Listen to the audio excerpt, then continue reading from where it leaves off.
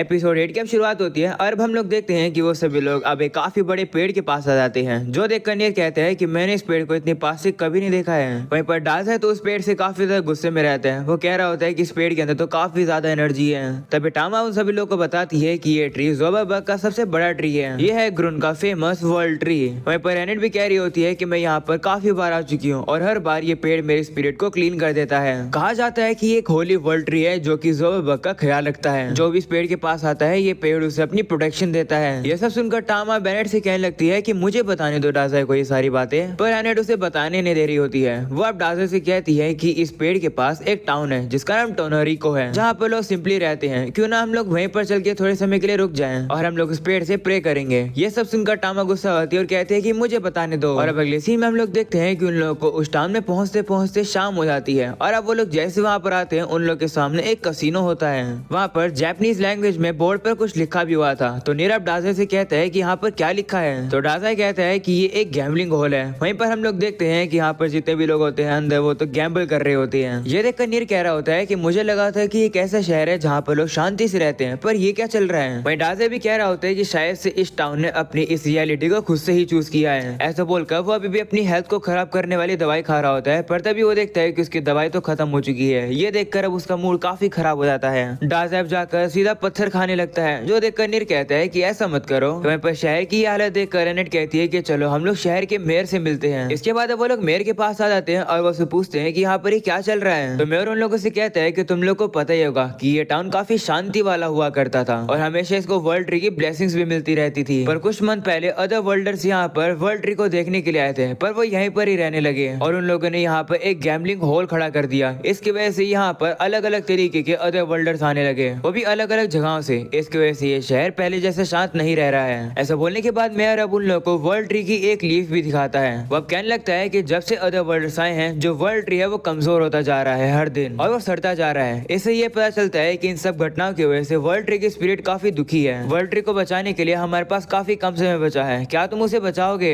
ये सुनकर डाज़ा कह रहा होता है कि वो बात छोड़ो, मेरे तुम ये बोतल भर दो। तभी वहाँ पर एक और बंदा आ जाता है जो कि कहता है कि मैंने मेयर की सारी बातें सुन ली है, अगर वर्ल्ड ट्री खतरे में तो मैं उसे बचाऊंगा। मेरा नाम यामाडा है और मैं भी एक अदर वर्ल्डर हूँ। ये सुनते ही सभी उसे लड़ने के लिए तैयार हो जाते हैं। तो यामाडा कहता है कि मैं समझ सकता हूँ कि तुम अदर वर्ल्डर्स पर विश्वास नहीं करते हो, पर मैं अलग हूँ। मैं एक ऐसा पर्सन हूँ जो कि चाहता है कि इस दुनिया के अंदर शांति बरकरार रहे और मैं बाकी अदर वर्ल्डर्स को इस दुनिया की शांति को खराब नहीं करने दूंगा। ऐसा बोलने के बाद वो उस मेयर के सामने बैठ जाता है और कहता है कि इस सिचुएशन को मुझे हैंडल करने दो। ये देखकर टामा हैरान हो जाती है और कहती है कि मुझे नहीं लगा था कि ऐसे भी अदर वर्ल्डर्स होते हैं। तो अब बेनेट भी डाज़ा से कहने लगती है कि चलो यामाडा की मदद करते हैं और इस टाउन को बचाते हैं। पर अब जैसे वो पीछे मुड़ के देखती है वो देखती है कि डाज़ा तो वहाँ पर होता ही नहीं है। हम लोग का पता चलता है कि डाज़ा तो वहाँ से काफी दूर आ चुका है और अब वो फील कर पा रहा होता है कि उसकी बॉडी हेल्दी है, जो कि उसे बिल्कुल भी पसंद नहीं है। वो अब आगे चलता है और अब उसे एक गुफा मिलती है जिसमें से काफी धुआं आ रहा होता है। वो अब जैसे वहाँ पर आकर अंदर देखता है वो देखता है कि वहाँ पर तो काफी सारे लोग होते हैं जो कि नशे में धुत हैं, मतलब सभी लोग स्मोकिंग कर रहे हैं। जो देखकर डाज़ा कहता है कि ये तो कितनी ज्यादा अनहेल्दी जगह है, यही जगह तो मुझे चाहिए थी। वो अब उन लोगों से कहने लगता है कि मुझे भी थोड़ा सा स्मोक करने दो। तब अब वहाँ पर एक लड़की आ जाती है जो कि उसे पकड़ लेती है और कहती है कि मैं तुम्हें नहीं पहचानती हूँ, चलो मैं तुम्हें कहीं और लेकर चलती हूँ जहाँ पर तुम्हें मजा आएगा। और अब अगले सीन में हम लोग देखते हैं कि वो डाज़ा को एक बार के अंदर ले आती है जहाँ पर डाज़ा काफी ज्यादा पी रहा होता है और वो कह रहा होता है कि मैं मरना चाहता हूँ। जो सुनकर वो लड़की अब उसके पास आ जाती है और कहती है कि तुम काफी इंटरेस्टिंग हो, आखिर तुम उस केव के अंदर क्या कर रहे थे। वहाँ पर तो वो लोग जाते हैं जिन्हें world tree pain relieving leaves की आदत है। तो डाज़ा कहता है कि मैं सो नहीं पा रहा हूँ क्योंकि मेरी बॉडी हेल्दी है, मुझे ये दवाई चाहिए हेल्दी ना रहने के लिए। ये सुनकर वो लड़की उससे कहती है कि तुम्हारा क्या नाम है, जिस पर डाज़ा कहता है कि लोग मुझे सन से बुलाते हैं। जो सुनकर वो डाज़ा से कहती है कि अगर ऐसी बात है तो मैं तुम्हारी मदद करती हूँ कंफर्टेबली सोने के लिए, दिखता नहीं होगा पर मैं एक डांस करूँ। जिसके बाद अब हम लोग देखते हैं कि वो डाज़ा से कहती है कि मैं तुम्हें डांस सिखाती हूँ। ऐसा बोलकर अब वो डांस करने लगती है। उसका डांस अब डाज़ा भी इंजॉय कर रहा होता है और वो कह रहा होता है कि कितनी कमाल की रात है। दूसरी तरफ अब हम लोग एनेट को देखते हैं जो कि डाज़ा को काफी याद कर रही होती है और रो रही होती है। तभी हम लोग देखते हैं कि वही लड़की अब डाज़ा को वहाँ पर ले आती है। ये देखकर एनेट को काफी ज्यादा धक्का लगता है। वो अब रोने भी लगती है और पूछती है कि आखिर ये लड़की कौन है। तभी मेयर भी उस लड़की से कहते हैं ऐशे तुम यहाँ पर क्या कर रही हो, मैंने कहा था ना कि तुम यहाँ मत आना। जिस पर वो कहती है कि मैं बस डाज़ा को यहाँ पर छोड़ने आई थी। ऐसा बोलकर अब वो वहाँ से सीधा चली जाती है। वहीं पर अब मेयर कहने लगता है डाज़ा भी बर्बाद हो गया। जो सुनकर टामा पूछती है कि आखिर वो लड़की कौन थी। तो मेयर कहता है कि उस लड़की का नाम ऐशे है, लोग उसे इस टाउन की चुड़ैल बुलाते हैं। जब जो फॉलन अदर वर्ल्डर्स है वो लोग गैम्बलिंग हॉल बनाने लग गए थे उस समय पर हम लोग पावरलेस थे, हम लोग उन्हें रोक ही नहीं पाए थे। पर ऐशे अलग थी, फॉलन अदर वर्ल्डर्स को ऐशे पसंद करते थे, इसलिए ऐशे ने उनके गैम्बलिंग होल के साइड में एक बार को खोल लिया। इसका यामाडा कहता है कि इसका मतलब ऐशे उन बाकी अदर वर्ल्डर से मिली हुई है। इस पर मेयर कहते हैं हाँ, क्योंकि ऐशे हमेशा से एक मिस्टीरियस वुमेन रही है जो कि टाउन के एज पर रहती है। उसकी एज और हिस्ट्री के बारे में किसी को भी कुछ नहीं पता है। वो हार्मलेस थी, इसलिए हम लोगों ने उसे अकेला छोड़ दिया है, पर वो एक काफी बड़ी ट्रिकस्टर है। वो फॉलन अदर वर्ल्डर्स को अपने प्यार में फंसाती है अपना डांस दिखाकर, और उसी से वो पैसे कमाती है। इस वजह से शहर के लोग उसे धोखेबाज चुड़ैल बुलाते हैं। ये सुनकर यामाडा कहते हैं कि इसका मतलब उसने पैसे कमाने के लिए बुराई को सहारा लिया है। उन अदर वर्ल्डर्स की तरह ही उस विच को भी एक जजमेंट की जरूरत है। ये सुनकर मेयर अब उसे कहता है कि तुमने बिल्कुल सही समझा, तुम एक असली हीरो हो, प्लीज हमारे टाउन को बचाओ। वहीं पर अब हम लोग को पता चलता है कि ये सारी बातों को डा साहब भी सुन रहा था। और अब जैसे सुबह होती है, डा साहब कहीं पर जाने लगता है, जो देखकर रेनेट अब उसका पीछा करती है और उससे पूछती है कि तुम कहाँ जा रहे हो। अदर वर्ल्डर्स के साथ बैटल शुरू होने वाली है। इस पर डा साहब कहते हैं कि मैंने तो इस खतरनाक जॉब को एक्सेप्ट किया ही नहीं है, मुझे बस शांति चाहिए जो कि मुझे उस बार में मिलेगी। ऐसा बोलकर डा साहब वहाँ से जाने लगता है। तभी एनेट भी उसे रोकती है, पर तभी यामाडा आकर एनेट को रोकता है और कहता है कि उसे मत रोको। उस विच ने डा साहब को अपनी चाल में फंसा लिया है, पर तुम चिंता मत करो, जैसे हम लोग इस टाउन की बुराई को मिटा देंगे, मुझे विश्वास है कि डा साहब वापिस से ठीक हो जाएगा। अगले सीन में अब डा साहब को दिखाया जाता है जो कि ऐशी को कह रहा होता है, शुक्रिया, तुम्हारी वजह से मैं अपनी पेनफुल लाइफ को भूल गया। जो सुनकर ऐशी कहती है, अच्छी बात है, पर तुम्हें इस तरीके से मेरे साथ नहीं घूमना चाहिए, क्योंकि तुम्हें पता नहीं है लेकिन लोग मुझे विच बुलाते हैं। अगर मैं तुम्हें बर्बाद कर दूं तो मुझे कुछ मत कहना। जिस पर डा साहब कहते हैं कि मैं यही चाहता हूँ। जो सुनकर ऐशी अब हैरान होती है और वह कहती है कि मैं होप करती हूँ कि जो वर्ल्ड ट्री की स्पिरिट है वो तुम्हारी पेनफुल लाइफ के ऊपर प्रोटेक्शन लाए। जो सुनकर डा साहब पूछते हैं कि वर्ल्ड ट्री की स्पिरिट क्या है, तो वो से कहती है कि यहाँ की एक कहानी है, जब भी वर्ल्ड ट्री की स्पिरिट डिसेंड होगी तब कमजोर और बीमार की इच्छा पूरी हो जाएगी और वो लोग बच जाएंगे। तुम भी वर्ल्ड ट्री से प्रे करने की कोशिश क्यों नहीं करते हो?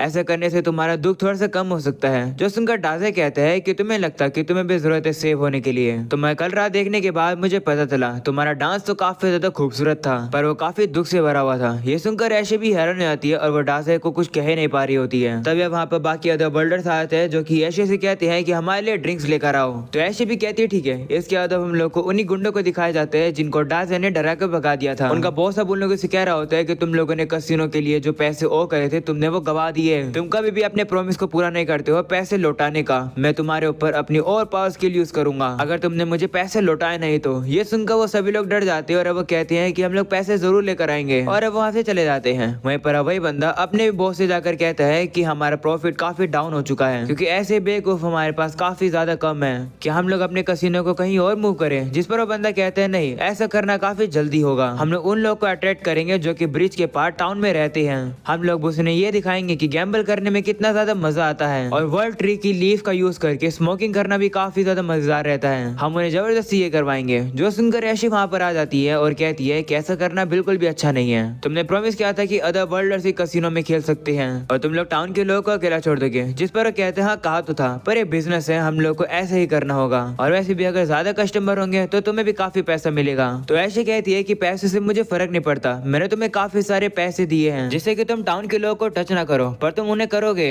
ऐसा करना गलत है। वहीं पर वो बंदा ऐशी की इस बात को इग्नोर करता है और वो अपने साथी से कहता है कि कुछ लोगों को टाउन से लेकर आओ और उन्हें स्मोकिंग ट्राई करवाओ। तो बंदा मान जाता है और वो जाने वाला होता है, पर तभी ऐशे उसे रोक लेती है और कहती है कि प्लीज टाउन के लोगों को अकेला छोड़ दो। ये सुनकर बंदा गुस्से में आता है और वो ऐशे को काफी दूर फेंक देता है, जिस वजह से ऐशे को थोड़ी बहुत चोट भी लग जाती है। तभी डा साहब वहाँ पर आता है और वो ऐशे से कहता है कि जिस दुनिया से मैं आया हूँ वहाँ पर तुम जैसी लड़कियों को चुड़ैल नहीं बुलाया जाता है, तुम एक एंजल हो। ये बात सुनकर तो ऐशे भी शर्माने लगती है। तभी अचानक से वहाँ की जो जमीन होती है वो काफी तेज से हिलने लगती है। ये देखकर सभी लोग बाहर जाते हैं और देखते हैं कि आखिर क्या हो रहा है। तो वो लोग अब देखते हैं कि यामाडा ने उन लोगों के गैम्बलिंग होल को पूरी तरीके से तबाह कर दिया है। तभी यामाडा ये पीछे देखते हैं और वो कहते हैं ओह तो तुम सभी लोग आ चुके हो, और साथ में ये विच भी आ चुकी है जो कि काफी लालची है। तुम सभी लोगों की वजह से इस टाउन के इनोसेंट लोगों को काफी परेशानी सहन करनी पड़ रही है। मैं तुम सभी लोगों को छोड़ूंगा नहीं। ये सुनकर सीधा डा साहब वहाँ पर आ जाता है और वो यामाडा से कहते हैं कि तुम मुझे डिस्टर्ब कर रहे हो, मैं अच्छे अच्छे सपने ले रहा था, मुझे तुम जैसे लोग बिल्कुल पसंद नहीं है जो कि इस तरीके से ग्रैंड चीजें चिल्लाते हैं। तो यामाडा उसे कहता है कि मेरे पास तुम्हारे लिए समय नहीं है, मैं बिजी पर्सन हूँ, तुम इन अदर वर्ल्डर्स की तरह एक डिस्ग्रेस हो, तुम्हें अपने होश में आना चाहिए और वो करना चाहिए जो कि तुम्हें करना चाहिए। तब डा साहब बैठ जाता है, जो देखकर वो गुंडा भी उससे कहता है कि तुम बैठ क्यों रहे हो। तो डा साहब कहते हैं यामाडा शुक्रिया अपने ओपिनियन शेयर करने के लिए, पर किसी के लेक्चर करने की वजह से मैंने अपने आप को कभी भी चेंज नहीं किया। मुझे लेक्चर करने के लिए आज तक मैंने किसी को भी रिस्पेक्ट नहीं दिया।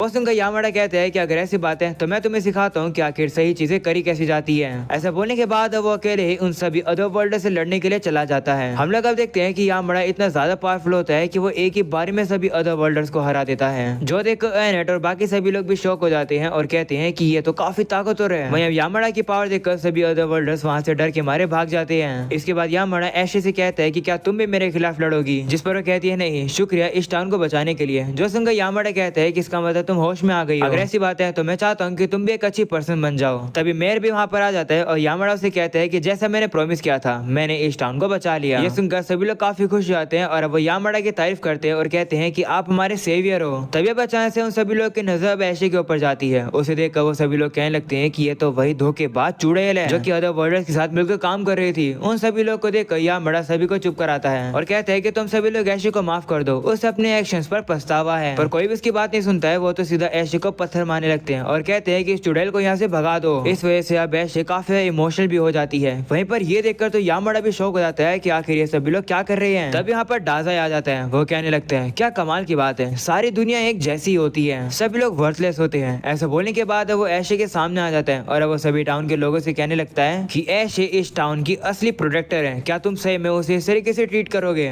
इतने समय से वो अदर वर्ल्डर्स के साथ मिली नहीं हुई थी, वो बस बार में काम करके सभी अदर वर्ल्डर्स को सुला देती थी। वो सभी लोग को शांत रखती थी जिससे कि टाउन पर वो लोग कोई भी हार्म न ला सके। अगर ऐसे नहीं होती तो वो सभी अदर वर्ल्डर इस टाउन को पहले ही तबाह कर देते। इस टाउन की सेवियर वही है और तुम लोग उसके ऊपर पत्थर फेंक रहे हो, तुम लोग को शर्म आनी चाहिए। पर लोग अभी भी डाजे की बात पर बिलीव ही नहीं कर रहे होते हैं। वो उसे कहते हैं कि तुम झूठ बोल रहे हो। वहीं पर अबैशी भी डाजे को मनाने लगती है कि कोई बात नहीं, इन लोग को समझाने की जरूरत नहीं है, सॉरी मैंने तुम सभी लोगों को परेशानी दी। ऐसा बोलने के बाद वो वहाँ से चली जाती है। ये देखकर टाउन के सभी लोग अब काफी ज्यादा खुश आते हैं और कहते हैं कि ये जो ईवल चुड़ैल थी वो जा चुकी है, आज हम लोग सेलिब्रेट करेंगे। वहीं पर ये सब कुछ देखकर तो यामड़ा भी काफी ज्यादा शौक होता है और अब वो डाजे से कहते हैं कि क्या तुम्हें पता था कि यही होने वाला है। तब डाजे उसे कहते हैं हाँ, एक जो लाइन होती है सही चीजों करने की और ईवल चीजों की, वो जो लाइन होती है वो काफी धुंधली होती है। लोग कभी भी अपने आप को नहीं देखते हैं, वो दूसरों को देखते हैं। अपने आप पर तो वो शक भी नहीं करते हैं भले वो बुरे हो। इस तरीके से अगर लोग तुम्हारे ऊपर चिल्लाएंगे तो अगर तुम्हारा उसके ऊपर प्यार होगा तो वो भी रेज हो जाएगा। तो यामड़ा कहते हैं कि क्या इसका मतलब मैं गलत था, जिस पर डाजे कहता है पता नहीं, पर एक चीज तो क्लियर है और वो ये है कि इस टाउन ने जानबूझकर अपने खुद के ही प्रोटेक्टर को जाने दिया। ऐसा बोलकर डाजे तो वहां से चला जाता है। उसे देख एनेट, नीर और टामा भी उसके पीछे चले जाते हैं। तभी वहाँ पर मेयर आ जाता है जो कि यामड़ा से कहते हैं कि आपकी ताकत देखकर मेरे पास आपके लिए एक रिक्वेस्ट है। दरअसल वो जो अदर वर्ल्डर्स है वो वर्ल्ड ट्री की लीव्स को बेचकर पैसे कमाते थे, तो हम लोगों ने अब डिसाइड किया है कि क्योंकि अब अदर वर्ल्डर्स जा चुके हैं तो अब वर्ल्ड ट्री के जो लीव्स हैं उन्हें हम लोग बेचेंगे। बुराई अब जा चुकी है तो वर्ल्ड ट्री रिवाइव हो जाएगा और वो हम लोग को ब्लेसिंग देगा। तो क्या तुम प्लीज इस टाउन के बॉडीगार्ड बनना चाहोगे।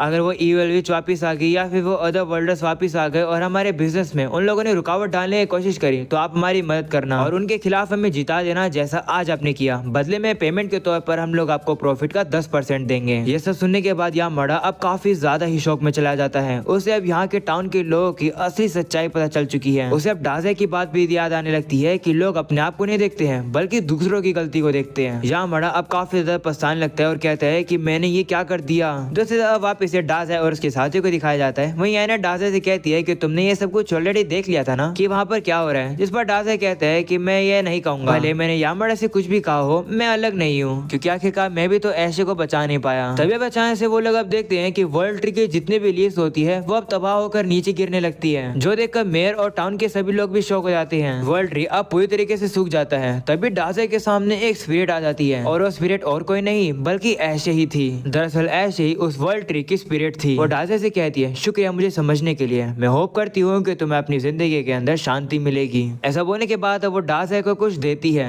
वहीं पर अब डाजे जैसे चेक करता है उसे पता चलता है कि उसकी जो दवाई थी जिसे खाकर वो अपनी हेल्थ खराब कर देता था जो कि खत्म हो गई थी वो पूरी तरीके से फील हो चुकी है। उसे बैशे की बात याद आती है जहाँ पर उसने कहा था कि जब वर्ल्ड ट्री के डिसेंडेंट स्पिरिट आएगी तो कमजोर और बीमारों की जो विशेष होंगी वो पूरी हो जाएंगी और वो लोग बच जाएंगे। वहीं पर डाजे भी खुश होकर उस दवाई को खाता है और कहते हैं अब समझ आए कि ऐशे तुम कौन थी। वहीं पर हमें पता चलता है कि ऐशे ने डाजे को पूरी इनफाइनाइट दवाई दी है, मतलब कि डाजे की अब दवाई की बोतल कभी खत्म ही नहीं होगी। और अब ये एपिसोड यहीं खत्म हो जाता है। अगर तुम लोग को पसंद आया हो तो जरूर से लाइक करके जाना, साथ में मेरे गेमिंग चैनल को और इस चैनल को जरूर से सब्सक्राइब कर देना। कमेंट करके बताना कि किस एनिमे का एक्सप्लेनेशन आप लोगों को चाहिए, तो मैं जरूर ट्राई करूंगा उस एनिमे के एक्सप्लेनेशन को लेकर आने का। पर आज के लिए इतना ही, मिलते हैं अगले एपिसोड के अंदर, तब तक के लिए बाय बाय।